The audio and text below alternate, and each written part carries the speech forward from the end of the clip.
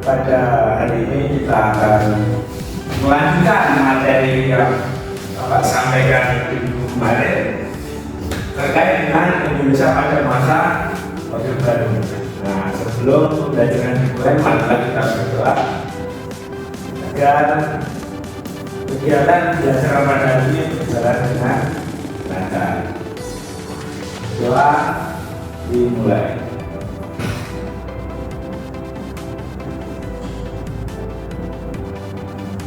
Selesai. Baik, untuk selanjutnya minggu kemarin Bapak mengajarkan tentang apa? Sebelum Orde Lama itu ada apa? Sebelum Orde Baru itu ada lama Bapak. Oh iya, sebelum Orde Baru ada Orde Lama. Berarti minggu kemarin Bapak mengajarkan tentang Orde Lama. Ya, coba Adik Fani, apa itu Orde Lama kemarin Bapak mengajarkan? Orde Lama itu adalah masa di mana dari tersebut dipimpin oleh Presiden Soekarno. Mungkin ada yang lain? Jawabannya sudah benar. Apa yang dimaksud dengan Orde Lama? Mungkin Octavia? Nama saya tidak itu Bapak. Ya, dia itu. Kalau menurut saya itu Orde Lama itu adalah suatu pemerintahan yang ada di Indonesia yang berlangsung sejak tahun 1945 hingga 1965. Nah, Oh ya, ya, terima kasih atas jawabannya. Jadi kalian masih sekilas masih ingat ya? Ya, Tentang Orde Lama minggu kemarin. Saya lanjutkan terkait dengan materi hari ini adalah Indonesia pada masa Orde Baru. Oke. Nah, sekilas ini adalah gambar bahwasanya tragedi atau fenomena ketika masa Orde Baru. Ini gambaran pada masa Orde Baru. Nah, pada hari ini Bapak akan menggunakan pendekatan tentang kebudayaan. Jadi sesuatu yang dekat dengan kita. Nah, ini adalah truk bertuliskan GKBR zaman dulu. Nah, ini merupakan kebudayaan yang sudah melekat di masyarakat. Ini mempertanyakan bahwasanya zaman sekarang itu bagaimana kondisinya. Beliau Bapak Soeharto menegaskan bahwa pada zamannya itu lebih mulia, makanya banyak truk-truk atau sopir-sopir yang pasang di belakang truknya itu semacam usaha seperti ini karena mungkin dulu keluarganya mendukung Soeharto. Nah, materi selanjutnya terkait dengan lahirnya Orde Baru. Coba, Dek, ini belum dibaca. Selanjutnya Orde Baru. Orde Baru adalah istilah umum untuk sistem politik yang berlaku setelah berkuasanya Soeharto tahun 1966 hingga kejatuhannya pada Mei 1998. Orde Baru juga didefinisikan sebagai tatanan kehidupan negara dan bangsa yang diletakkan kembali pada pelaksanaan kemurnian Pancasila dan Undang-Undang 1945. Orde Baru merupakan koreksi total atas segala penyimpangan dan penyelewengan kehidupan bangsa dan negara dari jalur Pancasila dan Undang-Undang Dasar 1945. Baik, terima kasih. Jadi, bahwasanya lahirnya Orde Baru itu didasari dengan sebuah tragedi yang luar biasa. Ada yang mengatakan tragedi itu bisa dilakukan genosida, yaitu tragedi 13 PKI. Ada yang ingat apa yang 13 PKI? Mungkin sorry, Apa ya Pak? Pokok kejadian itu pada tanggal 30 September Pak. Iya di Indonesia. Jangan lupa jelasnya. Jadi di 13 PKI itu adalah sebuah tragedi pembunuhan pada jenderal dan pasukan perwakilan. Nah, itulah yang membuat gejolak politik di Indonesia itu panas.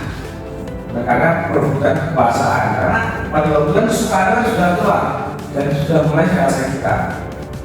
Nah, akhirnya karena kekuasaan pasti akan berubah, akan diganti, sehingga jenderal calon pengganti dari Soekarno itu oleh pesaing politik. Nah, terakhir di kampung SPK ini dalangnya sampai sekarang masih belum dipastikan siapa sesungguhnya, karena memang banyak sekali versinya. Ada yang mengatakan dalangnya Soeharto, ada yang mengatakan dalangnya Soekarno, bahkan ya dari luar negeri. Nah, itu salah satu latar belakang lainnya orang Jawa.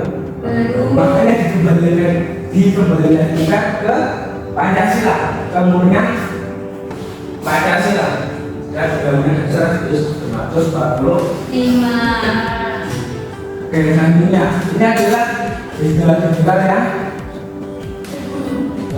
dibunuh. Bukan terbunuh, dibunuh. Itu monumen Bapak ketika Bapak studitur waktu kuliah. Itu bapak yang di belakang ya sebenarnya. Ya, ini saya. Oke. Saya juga perkembangan kehidupan politik masa Orde Baru. Tolong ayo dibaca. Perkembangan kehidupan politik masa Orde Baru. Kebijakan politik yang dikeluarkan oleh pemerintah Orde Baru yaitu kebijakan politik dalam negeri dan luar negeri. Masing-masing kebijakan tentunya dikeluarkan berdasarkan kebutuhan negara. Ini adalah setelah Soeharto memimpin, maka beliau membuat semacam kebijakan terkait dengan perkembangan kehidupan politik masa Orde Baru.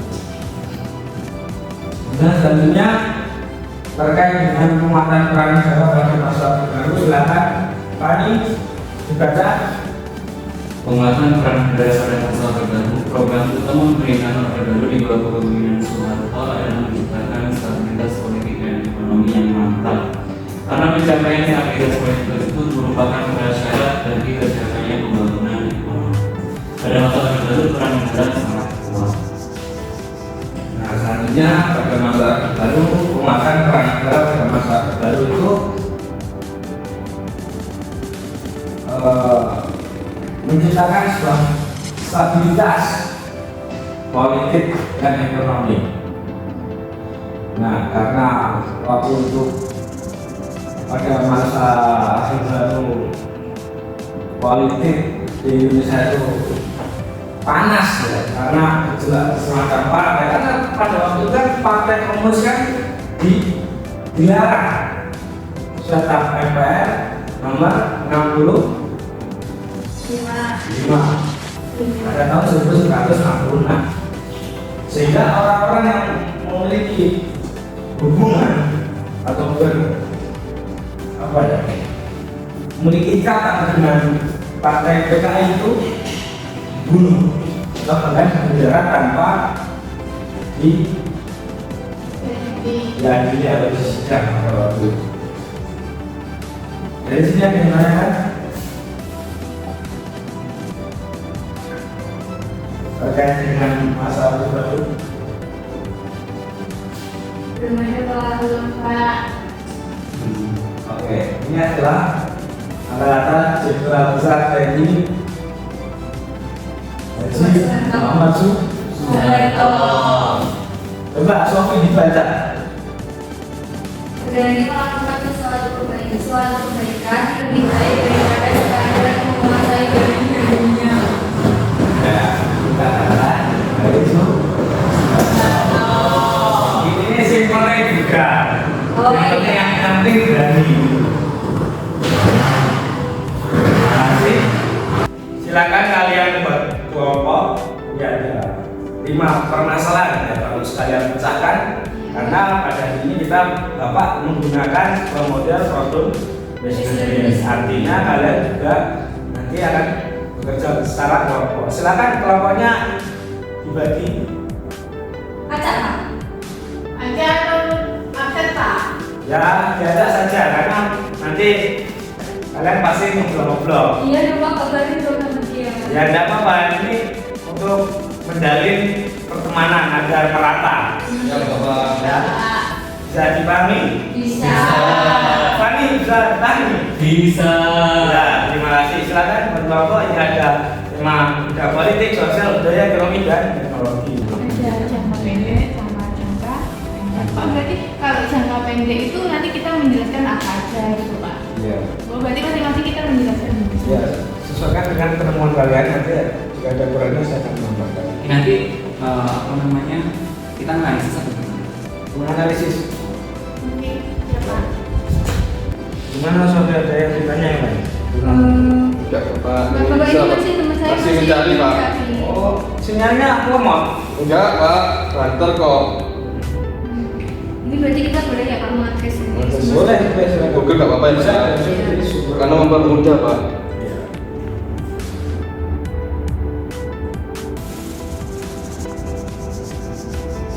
Tentang politik ya Pak ya. Ya. Besok. Ada ini Pak. Jangka apa Pak? Politik. Baik anak-anak, apakah sudah selesai? Sudah. Oke, kalau sudah selesai, silakan yang bagian tadi bidang politik maju ke depan untuk presentasi. Ya Pak, bentar ya. Silakan. Tadi siapa? Sofi sama Hanif. Hanif, Ya, ya. silakan maju ke depan.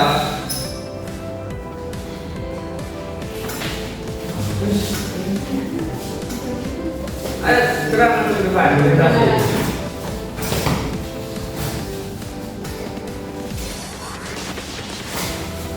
Silakan presentasikan. Iya Pak. Assalamualaikum warahmatullahi wabarakatuh. Waalaikumsalam warahmatullahi wabarakatuh. Kami di sini dari materi kebijakan politik pada masa Orde Baru akan mempresentasikan temuan kami. Nah, Saya dulu ya. ya.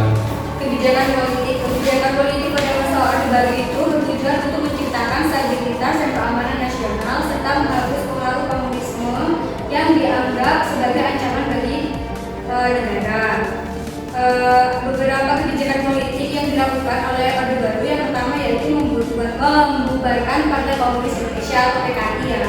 Yang kedua itu menyelenggarakan pemilu dalam batas waktu yang sudah ditentukan atau pada tanggal 5 Juli 1968. Yang selanjutnya yaitu melakukan politik luar negeri bebas aktif untuk kepentingan nasional. Selanjutnya, melanjutkan perjuangan anti penjajahan dan kolonialisme dalam segala bentuk.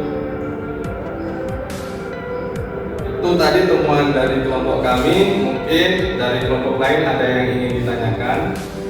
Saya Mas, kan tadi kelompoknya menyebutkan masa pemerintah Orde Baru itu harus menghapuskan Partai Komunis Indonesia.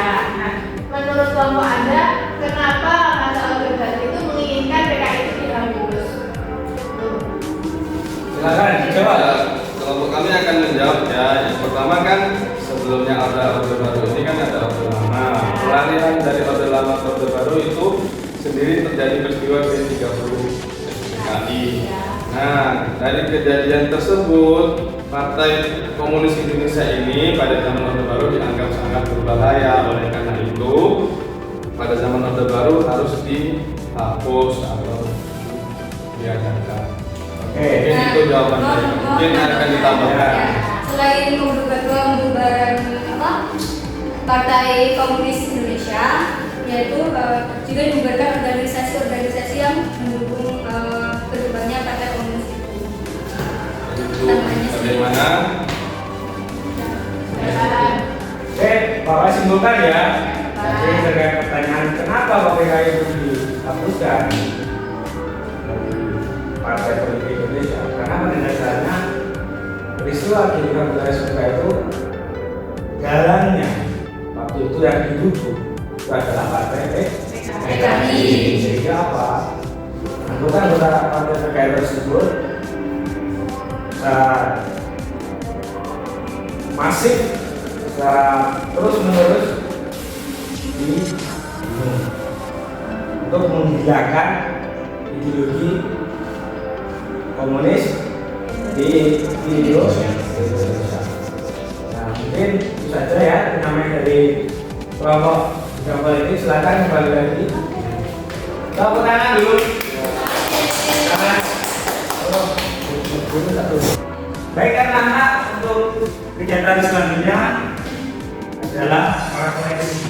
Karena kan dari situ saya pertanyaan-pertanyaan yang mungkin masih bingung dari anak-anak di sini, nanti baru kita simpulkan. Mungkin dari anak-anak yang bertanyakan terkait dengan materi pada pagi hari ini.